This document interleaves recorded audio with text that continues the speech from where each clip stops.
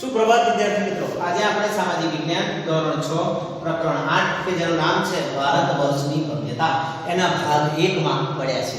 ભાગ 1 માં આપણે ભારત વર્ષ એટલે કે ભારત દેશની કેવી ભવ્યતા હતી, જૂના જમાનામાં કેવી ખેતી હતી, કેવા ઉદ્યોગો હતા, કેવા ઓજારો હતા એના વિશે માહિતી મેળવવાના છીએ। તો આવો જોઈએ ભારત વર્ષની ભવ્યતા। વિદ્યાર્થીઓ ખાસ જોજો, તમારા માટે મસ્ત એનિમેશન કરી અને તમને માહિતી ખબર પડે તેવી બનાવવાનો પ્રયત્ન કર્યો છે।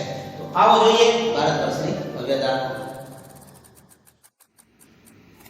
પ્રાચીન ભારતની ખેતી આપણા દૈનિક જીવનની મોટાભાગની ખોરાક માટેની તેમજ વપરાશની વસ્તુઓ આપણને ખેત પેદાશોમાંથી મળે છે। વિદ્યાર્થી મિત્રો, તમે જે શાકભાજી, રોટલી, દાળ, ભાત, શાક બધું ખાઓ છો એ ખેતીમાંથી મળે છે।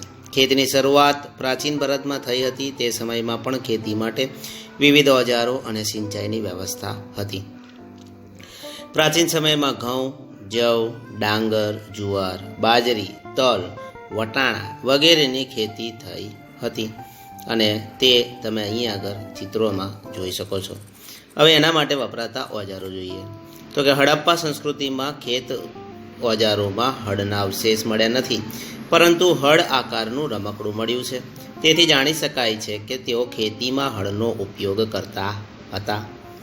આશરે 2500 વર્ષ પહેલાંના સમયથી ખેતી માટે લોખંડના સાધનોનો ઉપયોગ વધતો જતો હતો। તેમાં જંગલોને સાફ કરવા માટે કુહાડીઓ, હળના ફણા એટલે કે ફાલનો પણ સમાવેશ થાય છે। આ ઉપરાંત દાતરડું, કુહાડીથી તેઓ પરિચિત હતા તેવું પણ ખબર પડે છે। હવે જોઈએ સિંચાઈ, કે સિંચાઈ કેવી રીતે એ જમાનામાં થતી હતી।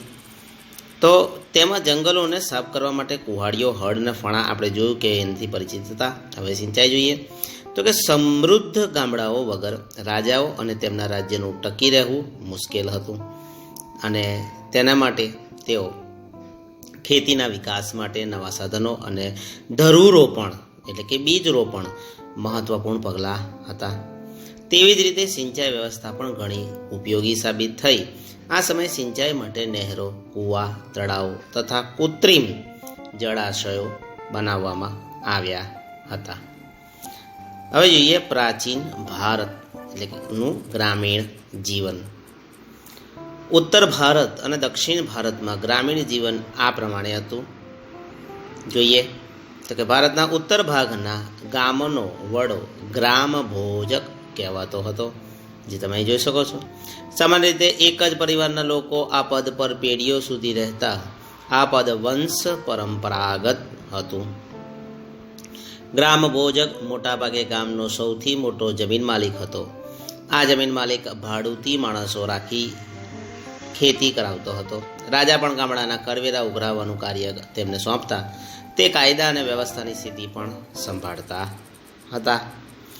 દક્ષિણ ભારતમાં 3 પ્રકારના લોકો રહેતા હતા, તમે જોઈ શકો છો।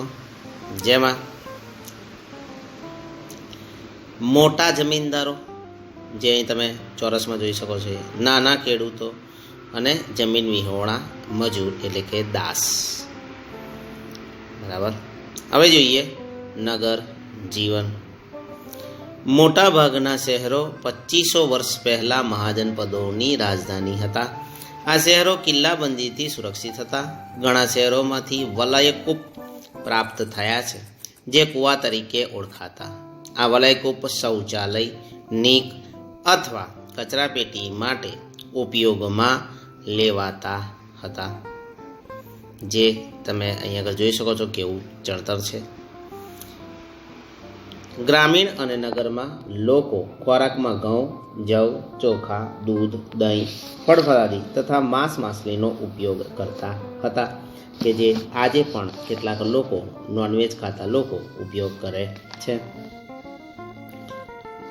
આ સિવાય પુરુષો અને સ્ત્રીઓ સામાન્ય રીતે 2 વસ્ત્રો પહેરતા, વાંસ અને નીવ। નીચેના ભાગનું વસ્ત્ર નીવ અને ઉપરના ભાગનું વસ્ત્ર વાંસ કહેવાતું। ક્યારેક ઉપરના વસ્ત્ર ઉપર દુપટ્ટા જેવું અધિવાસ લપેટતા હતા। હવે જોઈએ પ્રાચીન ભારતમાં કલા, આદિવાસ કહેવાય છે।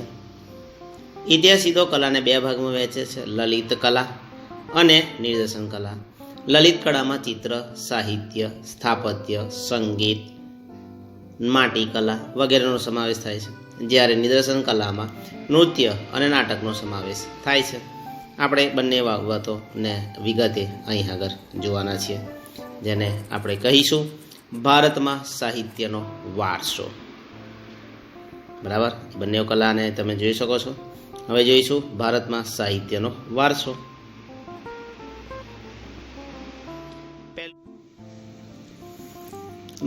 ભારતના સાહિત્યના વારસાને 3 પ્રકારમાં વહેંચાય છે: ધાર્મિક સાહિત્ય, ધર્મેન્દ્ર સાહિત્ય અને વિદેશી મુસાફરોના વર્ણનો. ધાર્મિક સાહિત્યમાં ઉદાહરણ રામાયણ, મહાભારત, વેદો, ઉપનિષદો વગેરે છે. આવો એને ડિટેલમાં આપણે જોઈએ. તો ભારતના સૌથી પ્રાચીન ધાર્મિક સાહિત્યમાં વેદોનો સમાવેશ થાય છે. તેમની સંખ્યા 4 છે. બરાબર, જે તમે જાણો છો: ઋગ્વેદ, સામવેદ, યજુર્વેદ, અથર્વવેદ. વેદોને સમજાવવા માટે બ્રાહ્મણ ગ્રંથો અને આરણ્યકોની રચના કરવામાં આવી, જેમાં શતપથ, બ્રાહ્મણ, ગોપથ, બ્રાહ્મણ અને બૃહદારણ્યની સૌથી અગત્યની ગણાવી શકાય. વિદ્યાર્થી મિત્રો, આ સૌથી અગત્યના તમારા માટે છે, કેમ કે ધોરણ 10 સુધી આ માહિતી આવવાની છે. બરાબર. આ સિવાય રામાયણ અને મહાભારત એ બંને મહાકાવ્યો પ્રાચીન ભારતીય સમાજ, સંસ્કૃતિ અને ધર્મનો ત્રિવેણી સંગમ છે. વેદ વ્યાસ રચિત મહાભારત પ્રારંભમાં જય સંહિતા અને થી ઓળખાતું હતું, જે વિકસિત થતા 1,00,000 શ્લોકનું એ મહાભારત થયું. તે જ રીતે વાલ્મીકી રચિત રામાયણમાં ભગવાન શ્રીરામની કથા સાથે આદર્શ સમાજ જીવન અને નૈતિક ધોરણોનું ચિત્રણ થયેલું છે. બરાબર છે, જે તમે જોઈ શકો છો. આ ચિત્રણ તમે લાઈવ જોઈ શકો છો. આ એ જ પુસ્તક છે, રામાયણ વાલ્મીકી રચિત હતું.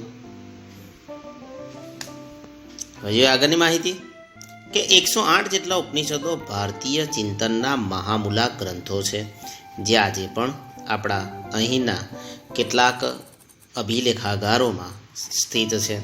કઠ, કેન, પ્રશ્ન, મુંડક, માંડુક્ય, ઈશાવાસ્યમ અને છાંદોગ્ય ઉપનિષદો ભારતના તત્વજ્ઞાનના મહાન ગ્રંથો છે, જેની આજે પણ ચર્ચા થાય છે.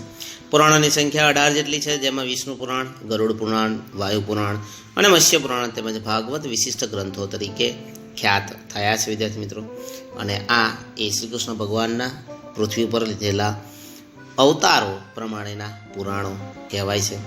બૌદ્ધ અને જૈન ધર્મના મહાન ગ્રંથોમાંથી આપણને સમાજ જીવન અને ધર્મની માહિતી મળે છે. બૌદ્ધ ધર્મના મૂળ ગ્રંથોને આપણે ત્રિપટિક કહેવાય છે.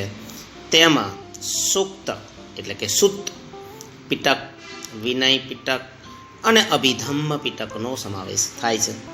આ સિવાય જાતક કથાઓ, દીઘ નિકાય, અંગુર તર્ક નિકાય અને મજ્જી નિકાય અગત્યના ગ્રંથો છે. નાગસેનનું મિલિંદ પાન્હો પ્રશ્નો એટલે પ્રશ્નો વિદ્યાર્થી મિત્રો એ અને આર્યમંજીસી શ્રી મૂળકલ્પ અગત્યના બૌદ્ધ ગ્રંથો છે. તિબત ભાષામાં બૌદ્ધ ગ્રંથની કઝાર અને તંજર 2 સંહિતા પ્રસિદ્ધ છે. જાતક કથાઓ, દીઘ નિકાય, મજ્જી નિકાય પણ બૌદ્ધ ગ્રંથો છે. બરાબર, જે તમે અહીં જોઈ શકો છો. આ ઉપરાંત બૃહદ કથા, હરિવંશ પુરાણ, વાસુદેવ વહડી અને સિદ્ધ હેમ શબ્દાનું શાસન, દ્વયાશ્રય અને કાર્તિક કૌમુદી એ મુખ્ય છે.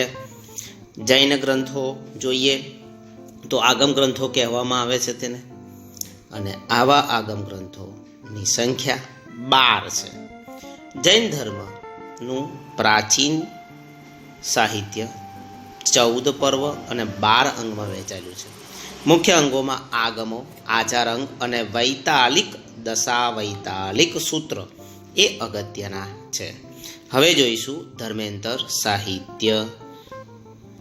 ધર્મેન્દ્ર સાહિત્ય એટલે કે બી વિભાગ તમારી ચોપડીમાં આપ્યો છે વિદ્યાર્થી મિત્રો, તમે જોઈ શકશો. ચોપડી ખોલીને બેસો તો આ બીજો ધર્મેન્દ્ર સાહિત્ય. જોયું વિદ્યાર્થી મિત્રો, કેટલી મસ્ત માહિતી આપણે એનિમેશન દ્વારા મેળવી. તો આ છે ભારત વર્ષની ભવ્યતાની શરૂઆત, કે જેમાં કેવી રીતે ખેતી કરતા હતા, કેવા ઓજારો હતા, કેવા 3 ભાગમાં સાહિત્યને વહેંચવામાં આવ્યા હતા. પ્રકરણનો એક ભાગ જોયો. હવે બીજા ભાગની અને આગળની માહિતી આપણે ભાગ 2 માં જોઈશું. વિદ્યાર્થી મિત્રો ખાસ 2 વાર 3 વાર વિડિયોને જોજો જેથી આ માહિતી તમને ઉપયોગી થાય. આ માહિતી ધોરણ 10 માં સુધી તમને ઉપયોગી થવાની છે. 10મા ધોરણમાં પણ આ માહિતી આવે છે. અને વિડિયોમાં પણ ઘણીવાર તમને કહ્યું કે ધોરણ 10 માટે પણ આ ઉપયોગી માહિતી છે. એટલે તમે એને જોઈ અને 2 વખત જોઈ અને યાદ રાખજો વિદ્યાર્થી મિત્રો, જેથી તમને ઉપયોગી થાય. તો અહીં આગળ આપણે ભાગ 1 પૂર્ણ કરીએ છીએ. હવે ભાગ 2 માં આ પ્રકરણની માહિતી આગળ જોઈશું. આવજો વિદ્યાર્થી મિત્રો.